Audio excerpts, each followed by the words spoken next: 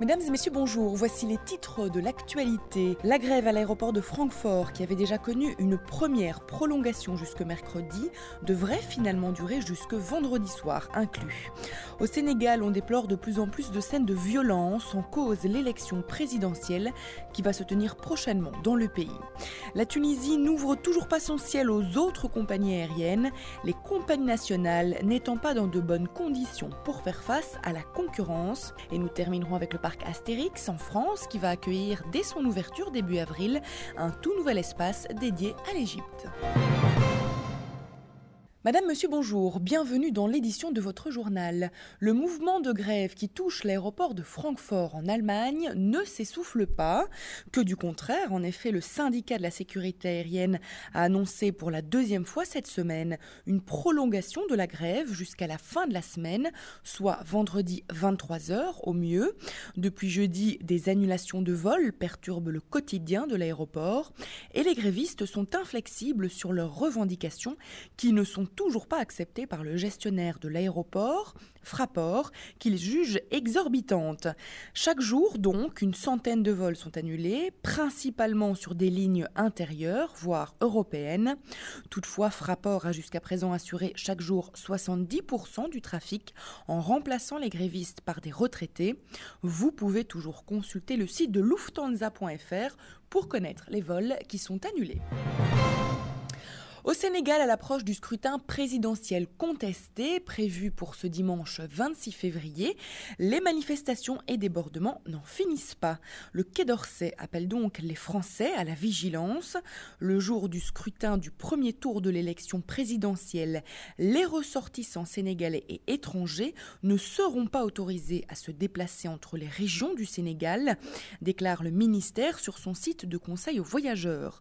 L'ambassade de France à Dakar précise pour sa part qu'après des journées de manifestations violentes à Dakar, mais aussi dans certaines villes de province, il convient de redoubler de prudence en s'informant avant tout déplacement des difficultés éventuelles concernant la circulation. Autre pays, mais situation similaire, les Maldives, le Quai d'Orsay recommande toujours de ne pas se rendre sur l'île de Malé, surtout la nuit. Des violences liées à la crise politique ont eu lieu dans la ville d'Adou, mais elles ne se sont pas étendues aux îles abritant des hôtels et resorts appartenant au même atoll d'Adou, ajoute-t-il. Les autorités tunisiennes ont finalement décidé de reporter les négociations sur l'ouverture du ciel à la concurrence internationale dans le cadre de l'Open Sky. Monsieur Habib Mekki, directeur général de l'aviation civile, ministère du Transport, a expliqué à ce sujet que les négociations sont reportées jusqu'au retour à la normale des activités des compagnies aériennes nationales, celles-ci étant affectées par les conditions exceptionnelles qu'a vécu le pays après la Révolution. Il faut dire que cette ouverture va permettre l'arrivée de compagnies low cost qui draineront certes des flux de touristes, mais qui empiéteront sur les activités des compagnies nationales. Les discussions concernant cette probable ouverture traînent depuis longtemps. Il avait été décidé initialement que cela devait se concrétiser pour le mois de novembre, mais le tourisme ayant ralenti dans le pays, les compagnies aériennes se disent pas encore prêtes pour faire face à de nouveaux concurrents. Il est certain qu'il est mieux pour elles d'attendre un peu, le temps de remettre leur activité à l'équilibre qu'elle connaissait avant le printemps du tourisme. Pour vous donner une idée de la réalité actuelle, la compagnie nationale a accusé en 2011 des pertes de l'ordre de 55 millions d'euros. Par ailleurs, nous avons également appris qu'une 5e compagnie aérienne tunisienne entrera en service à la fin du mois. Baptisée Sifax Airlines, elle sera dotée de 2 avions qui desserviront la Libye, la Turquie, la Belgique, l'Italie et la France, au départ de Sfax, 2e ville du pays. Pour sa saison 2012, le parc Astérix s'élargit. En effet, le parc à thème va ouvrir un tout nouvel espace consacré à l'Égypte, augmentant de la sorte la surface du parc de 10%, soit près de 3 hectares. Rien de plus logique que l'Égypte fasse son entrée en terre gauloise, après le succès mondial de l'album Astérix et Cléopâtre, et celui du film Mission Cléopâtre, 3e au palmarès des meilleures ventes du cinéma en France. Il était plus que temps que le parc accueille ce thème. Les 2 nouvelles attractions sont SOS Numéro Bis, un roller coaster pour enfants, et Osiris, une montagne russe de 1 km de long avec des pointes à 90 km/h. Pour l'occasion, le parc Astérix a créé une application pour smartphone qui sera disponible dans les prochains jours. Elle permettra à ses utilisateurs une immersion dans le nouvel univers égyptien du parc. L'idée est de créer une véritable expérience en dehors du parc et d'encourager l'interaction, déclare Amin Melouk, le concepteur de l'application. Une application plus pratique sortira en avril pour accompagner les visiteurs avant et pendant leur visite selon leur profil. Le parc, qui a accueilli 1,6 million de visiteurs en 2011, espère attirer 200 000 visiteurs de plus durant cette nouvelle saison. Le public pourra découvrir les nouveautés dès le 7 avril prochain, jour d'ouverture du parc.